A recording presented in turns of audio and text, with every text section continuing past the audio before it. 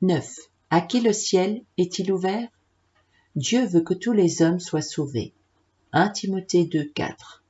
Le Seigneur use de patience envers nous, ne voulant pas qu'aucun périsse, mais voulant que tous arrivent à la repentance. 2 Pierre 3, 9. Son désir est donc formel. Tous les pécheurs sont invités à entrer au ciel par la repentance et la foi en Jésus-Christ. Le roi fait dire à tous, méchants et bons, tout est prêt, venez aux noces. Ceux qui acceptent l'invitation sont aussitôt reçus. Matthieu 22, 4, 10. Les vierges sages sont dans l'attente. Elles ont de l'huile dans leurs lampes, le Saint-Esprit dans leur cœur. Romains 8, 9. Elles se sont réveillées et préparées. Dès que l'époux paraît, elles entrent avec lui dans la salle des noces. Matthieu 25, 10. Jésus dit, « Je suis le chemin, la vérité et la vie. Nul ne vient au Père que par moi. » Et il ajoute à tous ceux qui l'ont reçu comme leur sauveur personnel. « Je vais vous préparer une place. Je reviendrai et je vous prendrai avec moi afin que là où je suis, vous y soyez aussi. » Jean 14, 6, 2, 3. L'appel se fait toujours plus pressant à la dernière page de la Bible. « À celui qui a soif, je donnerai de la source de l'eau de la vie, gratuitement. Celui qui vaincra héritera ces choses, je serai son Dieu, et il sera mon fils.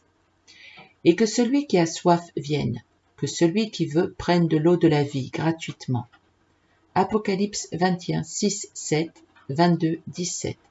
Dire les choses plus simplement, avoir soif de pardon et de vie éternelle, venir à Jésus, vouloir prendre la décision de se donner à lui, prendre son salut maintenant et non pas seulement supplier ou attendre, et cela gratuitement sans aucun mérite personnel, tels sont les 5 pas qui mènent à l'approbation du salut.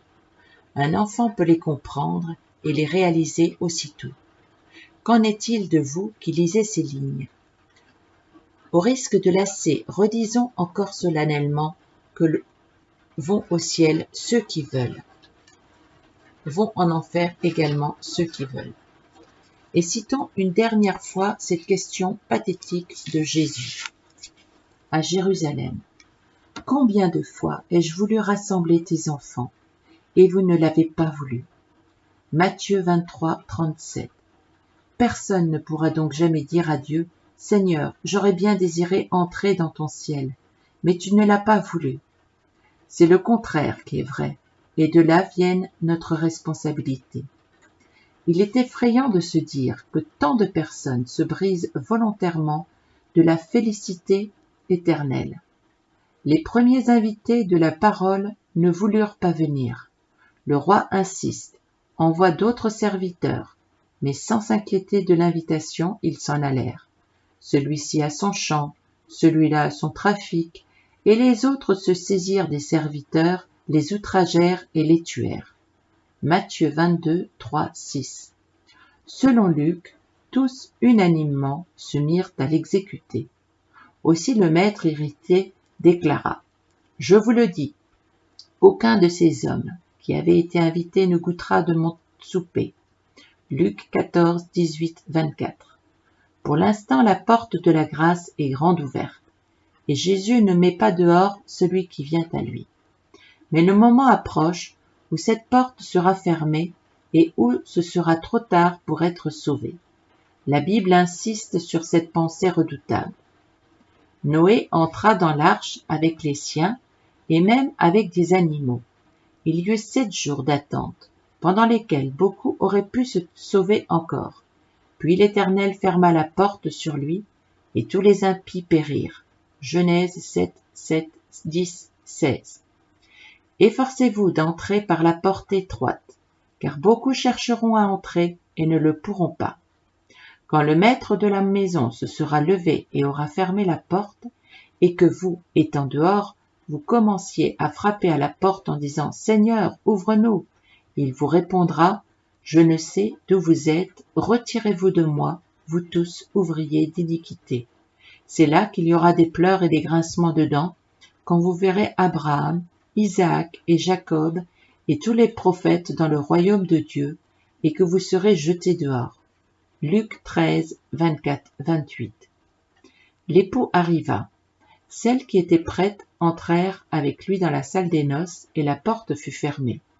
Plus tard, les autres vierges vinrent et dirent « Seigneur, Seigneur, ouvre-nous » Mais il répondit « Je vous le dis en vérité, je ne vous connais pas. » Matthieu 25, 10, 12.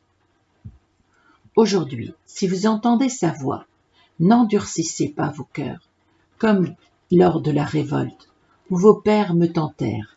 Je jurai donc dans ma colère, ils n'entreront pas dans mon repos, le repos de la terre promise.